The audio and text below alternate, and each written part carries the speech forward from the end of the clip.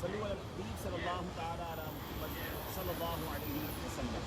الحمدللہ عز و جل اٹلی سے ہم اسپین پہنچ چکے ہیں اور اسپین کے شہر ویلنسیا میں ہیں، اور یہاں ماشاء اللہ اسلائی وائن میں لینے کے لیے آئے ہیں۔ یہاں صبح کے 9:15 بجے ہی، اور جیسا کہ میں نے اسی جو لائیو ویڈیو کیا تھا اس میں سے بتایا تھا کہ آج ویلنسیا میں ہفتہ وار سے میرے اجتماع کا سلسلہ ہے، جو یہاں شکایت رسول رہتے ہیں وہ بھی ہمارے آج کے اجتماع میں تشریف لائیں۔